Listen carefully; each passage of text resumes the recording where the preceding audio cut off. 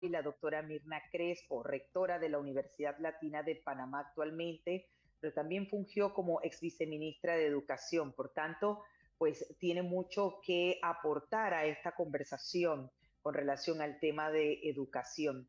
Viceministra, ex viceministra y doctora Mirna Crespo, bienvenida una vez más a nuestro espacio. Gracias por aceptar esta entrevista. Sobre todo, vamos a iniciar con el tema de la deserción, porque viendo las cifras precisamente del Ministerio de Educación nos hablan que hay una tasa del 2.6% de deserción en lo que se refiere a la premedia y un 3.5% en media de deserción escolar. Estas son cifras que hemos obtenido de parte del Ministerio de Educación. Y sí preocupa cuando hablamos de deserción, doctora, porque nos preguntamos, caramba, pero ¿qué se está haciendo por parte no solamente del gobierno, sino también, porque esto no es un tema individual, esto es un tema que va más allá de lo individual, es un tema ya social que preocupa y a todos nos involucra. Por tanto, nos preguntamos de parte del gobierno qué se pudiera estar haciendo, si tienen algún plan, algún proyecto que precisamente vaya en esa dirección de la lucha contra el combate a la deserción escolar. Bienvenida. Sí, gracias. Importantísima la pregunta porque la deserción escolar convierte a ese estudiante en un ex estudiante que va a esperar a ser adulto para ver si puede recuperar algo de los contenidos y entrar a una educación nocturna hasta donde se pueda y termina, pues, como vemos todos, personas que no tienen casi formación, que terminan con un salario por debajo de lo que le permite llevar una vida digna. Y es un problema multifactorial por todas partes. Tiene el aspecto familia, que es Uh -huh. fundamental en la deserción escolar, que no lo querramos ver como es, pero realmente la familia es un núcleo importante en impedir la deserción del estudiante. Si el estudiante empieza reprobando, rehabilitando, fracasando, ese es un candidato perfecto para no terminar su educación. Entonces, ahí es donde la familia ejerce un poder fuerte en lograr que el estudiante supere dificultades y siga, porque dificultades los estudiantes van a tener a lo largo de su carrera. Claro, Tiene que haber una guía. Cuando nosotros hablamos del 3.5% aproximado en la media, que son estudiantes que ya tienen una madurez, que ya están por casi terminar con 2, 3 años de 12 años que tiene el sistema, es muy preocupante, porque es un estudiante que queda en un subempleo. No va a así poder es.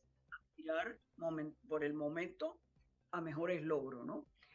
Por otra parte, cuando un estudiante tiene rezago, que entra con la edad por arriba de la esperada, porque no había centros educativos en cerca de su área, porque tiene que trasladarse a áreas donde hay que cruzar ríos y etcétera, porque esta geografía nuestra es así. Entonces, ese es un estudiante con rezago que generalmente no termina la media porque no hay cerca de su comunidad los centros educativos acordes a su nivel. Puede terminar primaria, quizás premedia, pero la media no están ubicadas en todos los poblados.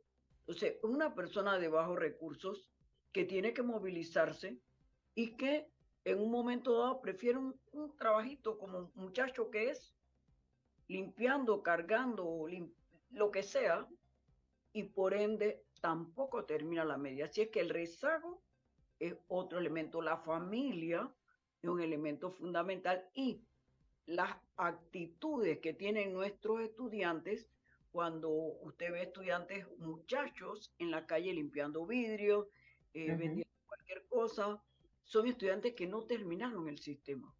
Y cuando yo bajo mi vidrio y le pregunto, ¿hasta qué grado tú llegaste? Ay, profe, ¿para qué quieres saber si usted es profesora? Ah, yo llegué hasta el octavo. Entonces ya un estudiante que está limpiando vidrios y que está vendiendo, esto nos aumenta todavía más ese grupo de personas que va a terminar con un empleo que no le hubiera correspondido en situaciones normales y con una calidad de vida que no es la que desearíamos nosotros para nuestros hijos. Entonces sí hay un problema muy serio aquí y por otra parte, la calidad de la educación tiene mucho que ver con a dónde yo voy a terminar estudiando y qué ramas yo voy a poder coger. Una estudiante hace un par de años me decía, cuando yo le pregunté qué quería estudiar, ella me dijo, ¿qué quiero o qué puedo estudiar? Mm. Entonces, esa respuesta donde la amplió diciendo, no, con la preparación que yo tengo, yo no puedo estudiar enfermería. Yo tengo que contentarme con ser, si acaso, llegar a técnica, porque no tengo la preparación que tienen los de otras escuelas. Entonces, súmele todos estos ingredientes a lo que nos espera a nosotros en una universidad. Yo tengo que tener una base buena.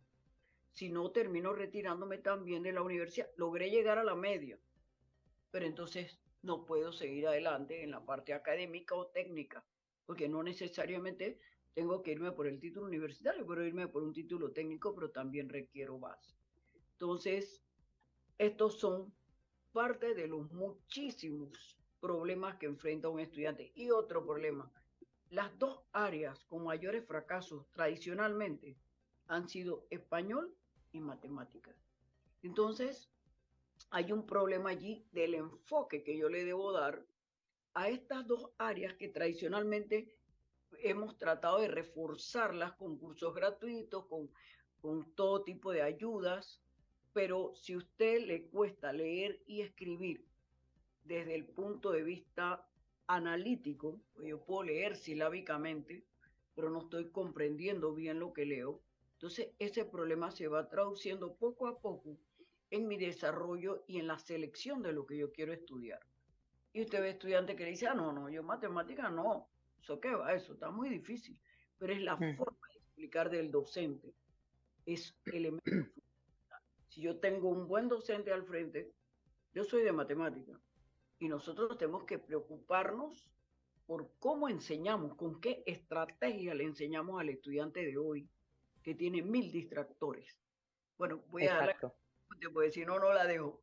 No, no, es que usted tiene toda la razón, porque por eso inicié diciendo, doctora Mirna, que esto es una participación conjunta, esto es escuela, familia, estudiantes, para evitar la deserción escolar, porque como bien usted anota, los problemas multifactoriales lo tenemos identificados desde que estamos hablando de este tema.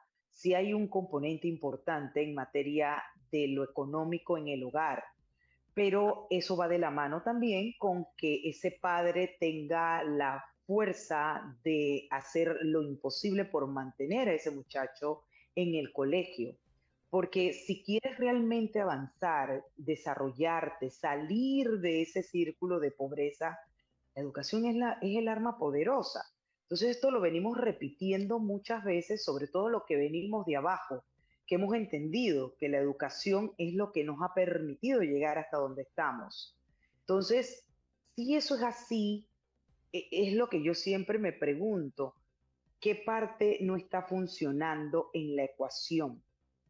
Padres de familia, escuelas, gobierno, en donde deberían tener un plan trazado, proyectos que estén ejecutando, pero de una manera dura, fuerte, esa lucha para combatir la deserción. Así, y ni hablar las instituciones sociales, que también tienen un rol y un papel importante que jugar en ese sentido, identificar y detectar cada muchacho que ha desertado y decir, hombre, venga para acá, ¿qué ha pasado? Ir allá a hacer un estudio social para conocer las razones, porque las razones pues, son múltiples, desde el problemas en el hogar, separación de los padres, la parte económica, digamos que el muchacho anda metido en drogas, en pandillas, tantas cosas que pueden estar sucediendo alrededor de la razón y motivación que ha llevado a ese chico a dejar, a desertar, a salirse del sistema educativo, sin medir las consecuencias a futuro. Porque sí, rápidamente, como dice usted, se va a limpiar vidrio, se va a trabajar de paquetero, pero ese es el, como dice uno, resolver un problema del día, pero no está mirando su futuro, no está mirando las oportunidades que no va a alcanzar porque llegó hasta un punto en materia educativa. Entonces, con la experiencia, doctora, cuando usted pues se fungió como viceministra de Educación, ¿pudiera aclararnos si existe ese plan, ese proyecto desde el Ministerio de Educación para tratar de rescatar a cada muchacho que deserta, que se va del sistema educativo? Mire, es interesante la pregunta y difícil. Claro está que uno trata de hacer una recuperación, pero aquí hay un problema en Panamá fuerte de la falta de equidad en la distribución de los recursos. ¿Y cómo repercute esto en no salvar a esos estudiantes? Que si yo no distribuyo un presupuesto que ahora asciende a más de 30.690 millones de dólares para educación, ¿eh? ¿Es correcto? Si yo no hago énfasis en la equidad, porque a esos centros que están alejados, que no tienen electricidad, que carecen de agua potable, que el estudiante no tiene casi vías de acceso fáciles, sencillas, sino que tiene que escalar, desgastarse, subiendo lomas bajo la lluvia, cruzando riachuelos y ríos. Entonces, si yo no enfoco la economía dándole una prioridad a los grupos que están en áreas de difícil acceso, a esos maestros que tienen tanta dificultad para trasladar materiales, porque tienen que trasladarlos en cayuco, que tienen que trasladarlos por la montaña, que son, porque yo la geografía de este país la he recorrido de arriba abajo y le voy a decir que es tan difícil darle atención a ellos que son criticados, porque migran, porque son, pero es que migran buscando mejores condiciones de vida y Claro, abandonan los centros esos porque son prácticamente primarias multigrados. Entonces, al movilizarse en ahora mismo hay como 300 y tantas escuelas, como 300 centros educativos que no están abiertos. Usted va a ver, usted va en un helicóptero y usted ve ese centro, lo abandonaron. ¿Por qué? Buscando mejores condiciones de vida. Entonces, esos estudiantes se pierden, quedan claro. trabajando por allí. Aparte de eso, fíjese, es algo que usted insiste. Nosotros tenemos un padre de familia que llega cansado a su hogar, con no las mejores condiciones. ¿Cómo Ujú. ayudar a esos hijos? Lo único que puede hacer es presión sobre ellos. Las escuelas nocturnas son para los muchachos adultos o adultos jóvenes o adultos, pero en el día, ese muchacho que se sale de las escuelas tiene que esperar a ir a una nocturna, porque no ponemos, hay una que nosotros logramos hacer en Panamá Oeste, que fuera diurna para estudiantes con rezago, pero hay que insistir en eso. Lo que pasa es que los planes, un gobierno entra, cambia el otro plan, entra, Sí, invierte, claro. pierde muchos recursos, muchísimo. Ahora bien, en materia precisamente de esa vinculación que tienen que tener los padres de familia, los directivos, las instituciones sociales, entendiéndose que no es fácil, como bien usted lo señala, precisamente por la conformación de nuestra geografía. Sin embargo, al menos rescatar o tener un programa de rescate en las áreas cercanas, en donde hay un número importante de muchachos que desertan. Y ahora, precisamente con esta asignación de un mayor recurso, desde su perspectiva y su visión, ¿considera usted que eso debería cambiar, debería priorizarse precisamente captar a estos muchachos? Y el tema del cambio de la malla curricular, doctora Crespo, porque fíjese, hemos visto que hay muchachos de esta generación, quizás que no están muy claros en para qué son buenos, o las capacidades que tienen, o qué deben estudiar. Se están quedando muchos en el camino diciendo, me matriculé en X carrera, pero me di cuenta que no soy bueno para eso y terminan cambiándose. Eso ha pasado mucho. Algunos están estableciendo que puede ser el tema de los 2 años que se mantuvieron encerrados en medio de la pandemia. Otros que realmente no están teniendo una buena orientación en los colegios para los efectos de cuando se le hacen esas pruebas o exámenes o evaluaciones psicológicas que determinen cuáles son las fortalezas de los estudiantes. Pero me pregunto yo, precisamente con esta asignación, doctora Crespo, ¿en dónde debe ir focalizado estos recursos? ¿En el cambio de la malla curricular? ¿En mejor preparación de los docentes? ¿En un programa para evitar la deserción?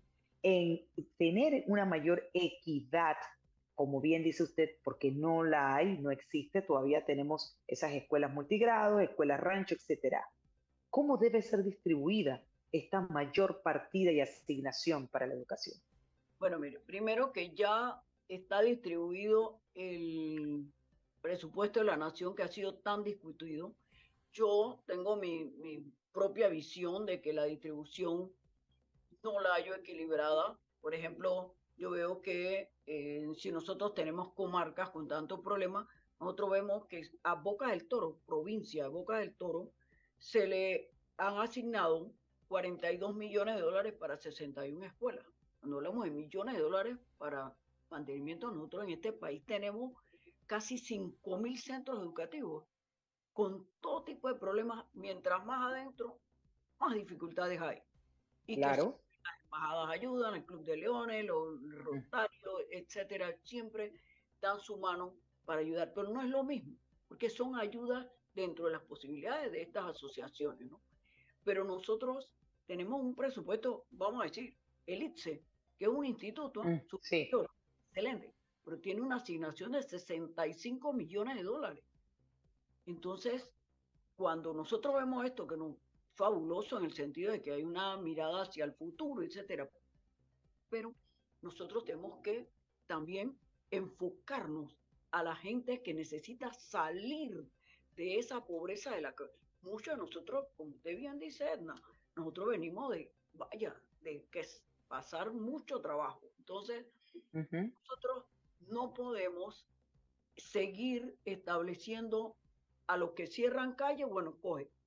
A los que no pueden cerrar un río, ay, qué lástima, pero bueno, vas a tener que esperar, porque seguiremos dando educación de diferente calidad. No, Ujú. el mundo globalizado nos exige a nosotros carreras dentro del área de salud, dentro del área de la informática, del marketing actualizado, o sea, un montón de carreras, inteligencia artificial, todo lo que es análisis de data, todo esto, pero eso requiere inversión y requiere que esta gente tenga sus celdas solares puestas a trabajar para que tengan conectividad, que se pueda ampliar la conectividad en el país para que les alcance a ellos a poder aspirar a los estudios que el mercado necesita. Porque si no, vamos a seguir dando las ramas tradicionales, a que el estudiante, bueno, o sea, no lleva mayor inversión, yo cojo esto, no hay que tener mayor cosa y me gradúo con un título a saber qué voy a hacer yo con ese título, porque el mercado tiene ya áreas casi saturadas. Entonces, hay Ujú. que trabajar muchísimo la distribución de la inversión para poder priorizar ciertas áreas, pensar un poco más hacia estas regiones y pensar un poco, no sé, yo diría que menos, pero me caerá todo el mundo encima, en las áreas urbanas que tienen ya mucho mayor desarrollo, posibilidades de trabajo, de todo tienen.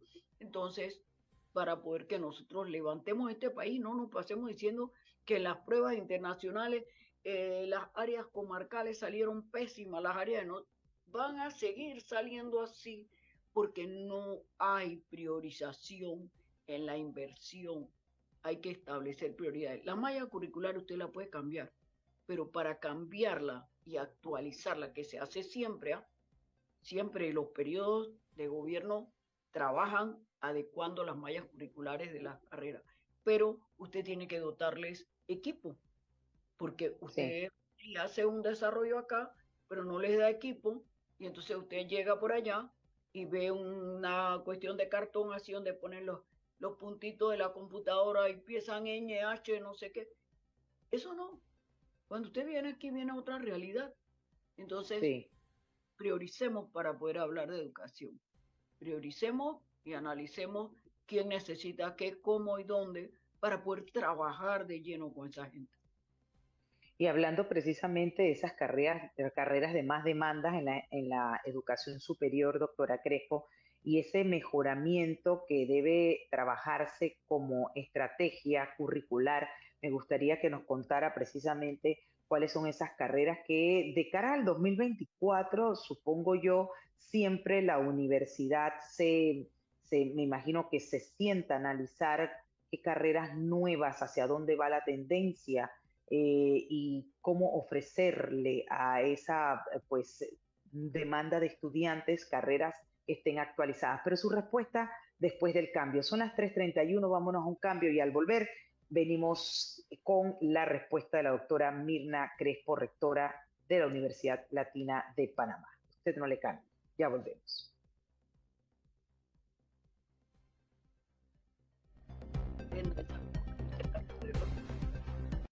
Los temas que se necesitan profundizar continuarán en breve en Es Cuestión de Ley.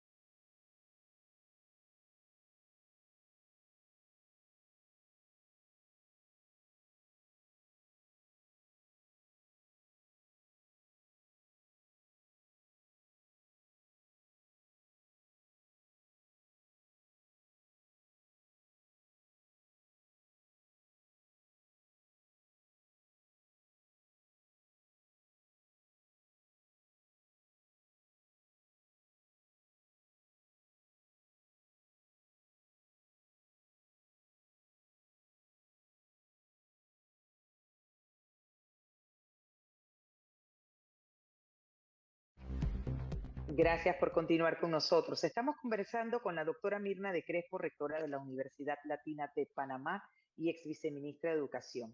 Antes de irnos a la pausa, le preguntábamos a la doctora Mirna sobre las mallas curriculares, estas carreras que hoy en día son de mayor demanda y cómo hacer para que los estudiantes pues puedan ingresar en las mismas, si existe precisamente alguna estrategia en cuanto a la universidad se refiere, tratando de hacer esos cambios, esas transformaciones y que los estudiantes tengan mayores oportunidades en el mercado laboral que está demandando carreras novedosas. Sí. Justamente aquí hay dos campos que ver. Uno, el que el país necesita y otro, Uh el -huh. que el país necesitará en un tiempo prudencial corto. Actualmente, el sector salud, por efecto de la pandemia sobre todo, se ha visto en la necesidad de aumentar las posiciones como médicos, enfermeras, biotecnólogos, tecnología médica, farmacia, fisioterapia, y por ahí nos vamos. Eh, ¿Qué pasa con esto? El gobierno no tiene la capacidad para pagarle a suficiente cantidad de médicos, enfermeras y todo lo que acabamos de decir, porque lógicamente llega un momento en que el presupuesto lo amarra a usted, pero no por eso dejan de ser necesarias, necesarias. Hay Claro. áreas que no, usted no, difícilmente usted va a encontrar médicos en áreas muy metidas, va a encontrar un personal que trata de reemplazar un tanto las necesidades de esa comunidad.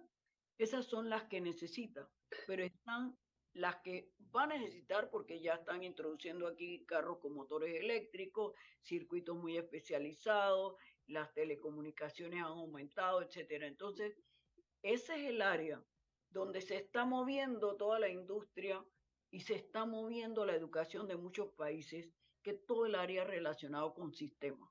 La ciberseguridad, la data analytics, todo esto requiere de gente muy formada que sepa programar, que sepa robótica, que pueda trabajar con inteligencia artificial. Entonces, este área requiere mucha inversión para Mm, poder mm. la formación a la altura que necesita el mercado. Con cooperación de la empresa privada, esto puede lograrse, con pasantías en diferentes empresas, lo puede lograr. Porque la educación particular de las universidades no recibe ayuda del Estado. Las universidades van Claro. porque con la matrícula que logren. Entonces, si la economía del país se ha visto medio asfixiada y los préstamos del Estado están disparados, el endeudamiento de Panamá es elevadísimo. Entonces, las personas que han ido perdiendo su trabajo o tienen un trabajo con menor salario que el de años anteriores, salen de la educación particular y se van a la universidad estatal. Hay 5 Así es. universidades del Estado. Y usted ve que ya la Universidad de Panamá está casi en 100.000 estudiantes, o sea, se disparó. Así Entonces, es. claro que la empresa privada que invierte en universidades se ve bastante limitada en su matrícula, con un descenso de matrícula, o disminuir sus precios a riesgo de tener que ver cómo se maneja con la calidad. Entonces, hace que las ofertas no sean realmente las que el Estado está necesitando, sino las que como universidad uno puede dar. La Universidad Latina, por ejemplo, tiene una inversión altísima en todo lo que es sistema, pero ¿cuántos estudiantes podrán acercarse a las universidades privadas, las universidades particulares, como se llaman en la Constitución? Las universidades privadas tienen un costo. Entonces, si yo tengo que escoger entre alimentar a mi familia y pagar mi renta y mis otras deudas o estudiar, tengo que sacrificar algo. Y Claro. generalmente sacrifican son los estudios, cogen menos materia, cogen las carreras poco a poco, etcétera. Entonces, hay que ver ambas cosas. Sí están las ofertas, pero no todo el que quiere puede. Entonces, hay que estar Claro. viendo financiamiento. Ya las universidades están empezando a dar sus propios financiamientos, buscando financiamiento del IFARU, pero ahora el IFARU tiene otra situación. Le acaban también de recortar la asignación presupuestaria, le bajaron casi 50 millones. Entonces, claro, todo esto aunado a las denuncias, todo lo que quieran, pero siempre va a afectar a las personas que solicitan préstamos o financiamiento de otra índole parcial. Entonces, no es, las ofertas existen muy buenas, pero a un costo que va a depender también de la oferta en sí. Entonces, todo es, hay un Eh, equilibrio, ¿no? eh, Exacto, le comentaba, doctora, el tema de la posibilidad de que los muchachos de hoy en día, la nueva generación, le haya afectado un poco el encierro de los 2 años para tener una asertiva decisión de qué estudiar y hacia dónde quieren ir o para qué son buenos. Y se lo decía en función de que he visto de manera consistente estudiantes que se metieron a una carrera para la cual ellos pensaron que ese era pues su objetivo, su fin. y han quedado cambiándose porque se han dado cuenta que no es la carrera que quieren, no es la carrera de sus sueños. Me imagino que usted en la universidad ha visto, han podido ver esto, muchos cambios de una carrera a otra. ¿Y qué le dicen los estudiantes? ¿Cuál es la razón? ¿Qué los motiva a no estar con esa seguridad de creerse para qué son buenos y cuáles son los talentos que tienen? Sí, generalmente todas las universidades tratamos de poner pruebas iniciales para determinar si la persona en realidad desea estudiar la carrera a la cual se ha matriculado, ¿no? Para ver Ujú. si... Pero que hay algo que es la ilusión de uno de querer ser. Entonces yo Así quiero es, ser médico, pero no tengo la base o no tengo los recursos. Entonces termino buscando carreras un tanto parecidas para compensar mis gustos. Por otro parte, exacto. la base de matemática, de física, es fundamental para muchas carreras. Entonces, si el estudiante no tiene esa base y entra, no es que no le guste, es que no puede. Entonces le dice a uno porque yo siempre le pregunto, ¿por qué te quieres cambiar? Profesora, es que mi base no es buena. Yo pensaba que yo podía, pero estoy Ujú. saliendo mal. Entonces, cuando le dice estoy saliendo mal, eso es base, porque el interés usted lo tiene y a veces la gente Sí, empieza a buscar círculos de estudio, pero no es fácil cuando es mucho el material diferente. Pasa sobre todo estudiantes que vienen de ciertas áreas. Por ejemplo, a veces el estudiante que viene de algunas nocturnas laborales le cuesta claro, para estar a la par de los demás. Entonces, son elementos que afectan y los recursos económicos, sobre todo. El estudiante que trabaja, que viene y que agotado, estudia. no es carreras Ujú, duras, y viene agotado. Entonces, claro, mientras aquí en Panamá esto es de nunca acabar. Usted llega como dos. así es. Hay retos sin duda de cara al 2024, no solamente para la transformación de las universidades, doctora Crespo, sino también retos en la educación nuestra, la educación de Panamá, y esos cambios que se deben realizar sí o sí, porque no podemos quedarnos rezagados, porque hay que ir transformándose a medida que el mismo mundo va transformándose. Usted lo acaba de decir, carreras como la inteligencia artificial, el mundo digital, todo esto está sin duda alguna, ha llegado para quedarse y las ofertas en cuanto a lo que son los trabajos están demandando personas con esas capacidades. Y sin duda hay un trabajo en materia de transformación de las universidades y desafíos que siempre, cada año que pues se presenta, ahí en materia educativa. ¿Cuáles son desde su mirada, desde su experiencia y perspectiva, que deben hacerse pues estos cambios urgentes en materia de educación, sobre todo para lograr, número uno, menos deserción, número dos, tratar de preparar mejor a nuestros estudiantes, porque ya hemos visto a través de las pruebas lo mal que salimos y esto va de la mano con las bases, va de la mano también con la preparación del docente y el saber el docente transmitir sus conocimientos, porque puede ser que sea un docente que sabe lo suyo, ni sin duda alguna si no, no tuviera al frente como docente, pero el transmitir sus conocimientos de una manera que se comprenda son otros 500 pesos. Sí, ¿Cómo lo ve usted? sí, importante lo siguiente. El docente recibe capacitación todos los veranos. Es deseable que todos la tomen porque eso está en la ley 47, la oferta, Ujú. pero no le obliga al docente a responder a esas ofertas que hace el Meduca. Wow. Hay docentes que se inscriben, pero no van. Entonces, tiene que encontrar el ministerio un mecanismo de hacer que Que sea obligatorio. el docente debe capacitarse en el verano, nuevas estrategias, porque yo puedo tener 35 años de servicio, 40 años de servicio, pero Ajá. me actualizo en estrategia. La mentalidad del estudiante ahora es diferente a la de antes. Totalmente. Ni siquiera nos vayamos tan atrás. A la de hace 3, 4 añitos, ya cambió. Y post pandemia cambia más, porque se acostumbraron más a trabajar.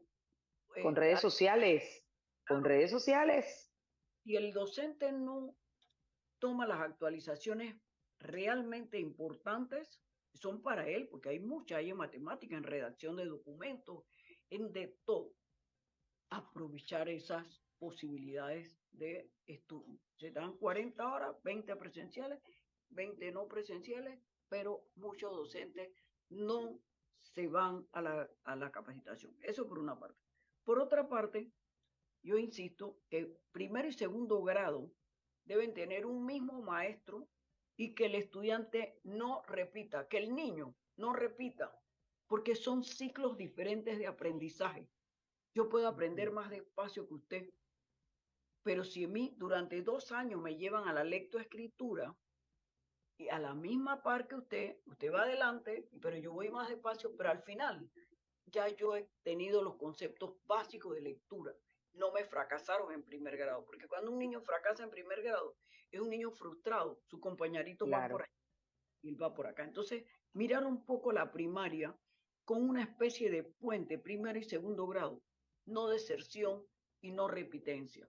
Llevarlos de la mano y hacer mucho énfasis, en vez de tener 12 asignaturas, 11, 12 asignaturas, hacer mucho énfasis en los primeros grados en lectoescritura, matemática y la parte eh, las competencias socioemocionales del Las niño. habilidades blandas. Y la parte socioemocional, cómo enfrentarme a los retos, los niños. Y muy importante llevarlos para que tengan la confianza de preguntar, de no quedarse callados cuando no entienden, sino ir con sus compañeritos. Eso con respecto a la primaria. Con respecto a la premedia y la media, porque la básica se cierra con el año 9, noveno grado. Cuando usted agarra un niño de primaria y lo de 1, 2 maestros, 3 maestros, lo suma a tener 12 profesores, ahí se produce otra modificación en el estudiante. Por eso es que hay en el séptimo grado, hay tantos, y yo no diría fracasos, pero bueno, si así se llaman, ¿no? Entonces el estudiante empieza rehabilitando, rehabilitando, y se ha hecho ya prácticamente una costumbre, que en el año pasado hubo casi 50 y tantos mil estudiantes con rehabilitación. Eso es una cifra altísima, pero Sí. eso es como un cuarto trimestre, qué sé yo, que en un mes el niño tiene que aprender o el estudiante tiene que aprender lo de un año. ¿Ah? Entonces, ver de qué manera los sábados se pueden poner cursos de reforzamiento en las escuelas, Claro. el maestro se le reconozca, al profesor se le reconozca de las materias débiles para que ese estudiante empareje todas aquellas competencias que se le han ido quedando y para que cuando llega el final de cada año escolar se tengan no solo cursos para reprobados, cursos de afianzamiento para los que no es que reprobaron, pero necesitan afianzar. Entonces, aquí está tu curso a un bajo costo, ahora cuesta $7 cada materia. Bueno, $20 es un pequeño curso. Y yo estoy segura que el padre de familia hace el sacrificio con tal de que su hijo tenga mejor base en la media y en la premedia. Y por ahí nos vamos mejorando. Eso por lo pronto. Claro, y para concluir, algún mensaje precisamente de cara a la mejora nuestra educación, aprovechando esa asignación de presupuesto importante. em, algunos son del conocimiento y piensan que no es suficiente mayor asignación o no es garantía de calidad en la educación una mayor asignación de los recursos. ¿Qué otros elementos se tienen que considerar a su juicio, profesora Mirna, para los efectos de lograr, nos merecemos una mayor calidad de nuestra educación, pero también nos merecemos que nuestros estudiantes tengan mejores oportunidades, que se enamoren de la educación, que sepan que esa es nuestra mayor herramienta para salir adelante, para lograr mayores oportunidades en el plano de lo que es las carreras universitarias y, por supuesto, a nivel de, pues del mundo laboral. Yo Y con eso, creo, y le digo, Edna, que se requiere un análisis de dónde están asignados las diferentes partidas para que el sector salario, y no me refiero a los docentes, sino a los otros puestos administrativos que hay, se revisen qué posiciones podemos recortar, dónde podemos usar las diferentes partidas, qué ejecución tienen los diferentes colegios, porque hay colegios que no pueden llegar al 95% porque no dominan esos trámites burocráticos que hay que hacer, que hay que seguir para poder usar su presupuesto, que es educativa, etcétera, una serie de puntos.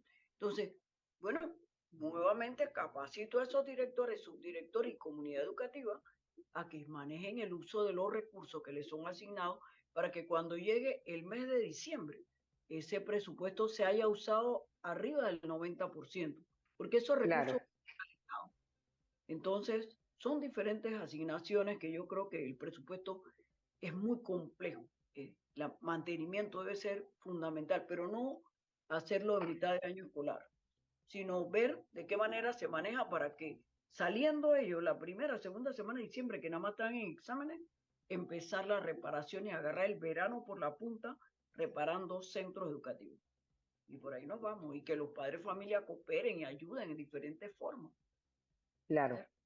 Pues, una participación totalmente, pues, de todos.